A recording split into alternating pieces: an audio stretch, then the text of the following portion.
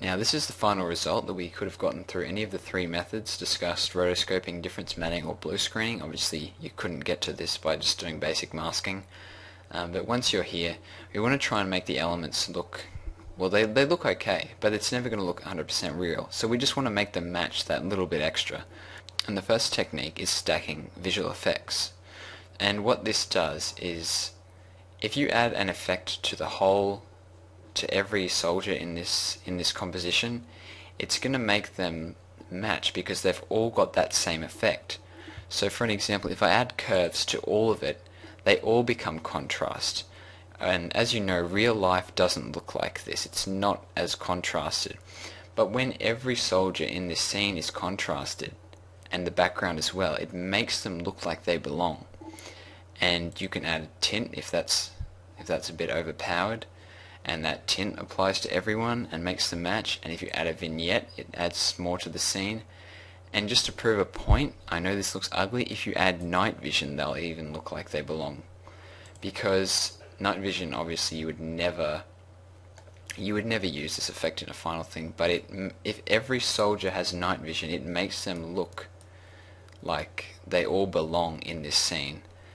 Obviously you would never use the night vision. You could probably get away with using the noise, but that's about it. Now the second technique I'm going to use is one borrowed from Andrew Kramer, but I'm just going to add my own touch to it. So create a new composition the size of your screen. Don't worry about the frame rate or the time code. Hit OK. And now what we're going to do is go Layer, New Solid, and create a white solid. Then make a new layer and draw a plus sign in black, and we're going to put that into the middle of the screen. Then we're going to hit B and N, which will end the composition only one frame. Go Composition, Add to Render Queue, set it to a JPEG or PNG sequence, either one will work, maximum quality of course, and save it to the desktop. Once that's done, you'll open up the PNG. I'm using Windows Photo Viewer. Go full screen, and now get your camera out and do a fake camera move, and we're going to track the plus. Now make sure you turn your screen brightness up to however high it'll go. That's as high as mine will go. Okay, and once that thing pops off, just do a smooth camera movement. Just handheld, nothing too shaky. Alright, so we're back in After Effects and we've got the footage on a new composition, and we're going to hit track motion. We're going to use rotation and position, and as you know, the larger the track points are, the longer it takes to track, but also the more accurate. So we're going to go, medium-sized trackers, and then just hit track forward. Alright, once that's done, go Layer, New, Null Object, edit target to the null, apply the position and the rotation, apply to the X and Y, and there we have it. Our null is sticking to the plus, and that's what we want. Okay, so now you copy that and paste it in your other composition. Okay, what we do is we hit P, Shift R, and go to the null, hit P, Shift R, and we are going to alt click on the position stopwatch, parent it to the position, alt click rotation, parent it to the rotation. Now as you can see, the rotation's a little bit too much, so times 0.1, that'll reduce it by crazy. And then we grab the pan behind tool and find the center point, and we'll just drag that so it's pretty much in shot. And if we scrub through, we can see we've got a camera movement.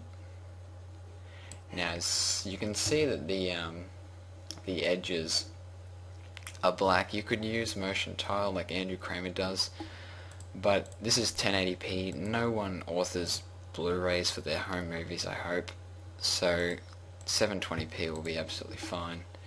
That'll be good for the internet, and still much too big for DVD.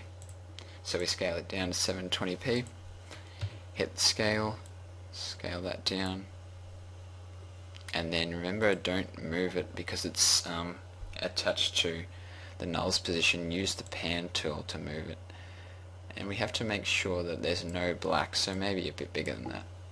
Maybe we could get away with doing this, and just scrub through and see if any of the edges are showing. That looks good. Yep, that looks good.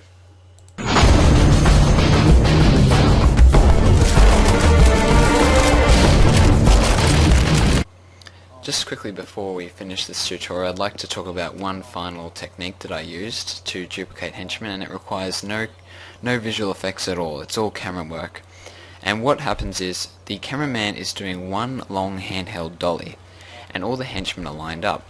Now I stand behind the cameraman and look at his screen, and whenever I see a henchman go off screen, I say off, and that means that henchman knows to run to the front of the queue and line up again. So for every henchman that goes off screen, we get another one who comes on, and essentially we have an unlimited stream of henchmen. This is what the final effect looks like.